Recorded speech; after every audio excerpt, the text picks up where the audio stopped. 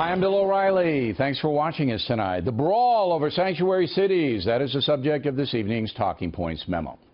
As you may know, the federal government is threatening cities that do not cooperate with Homeland Security with the loss of federal grant money. And now the city of Seattle suing the feds over that, the first of many lawsuits, I believe. The basic problem is that cities like Chicago, Seattle, New York, Los Angeles, San Francisco do not want to hold illegal aliens they've arrested until ICE can pick them up. Those cities want to release the aliens on bail or their own recognizance. Talking Points believes that's dangerous and irresponsible. If there is a federal detainer request on someone who should not be in the country, that request should be honored. It's just common sense. The sanctuary city people say they will obey a warrant for an illegal alien.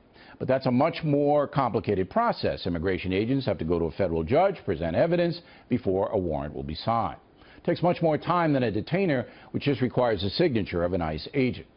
In a moment, Judge Janine Pirro will tell us about the backlog of immigration cases, which is astronomical. Now, why is this all happening? In a city like New York, the mayor is a far-left individual who was elected by very liberal voters. Mayor de Blasio sees himself as a defender of the poor and downtrodden. He opposes immigration regulations in general and is fine with millions of undocumented people living in and visiting this city.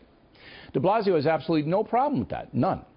So the mindset of de Blasio, Rahm Emanuel in Chicago, and other far-left mayors is that their constituency wants open borders and amnesty, so they play to that constituency.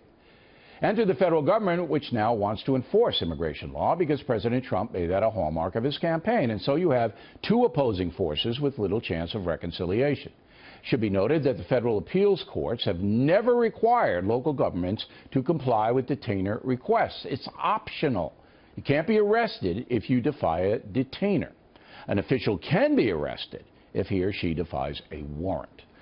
Finally, to make sanctuary cities comply with federal law, the Trump administration will now withhold money from them in the form of Justice Department grants. That means cities like Seattle, which receive millions of dollars to beef up local law enforcement and institute safety programs, may no longer get that money, which is why Seattle is suing. The whole thing's a giant mess and reflects the huge division in this country.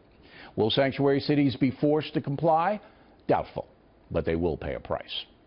And that's the memo. Now for the top.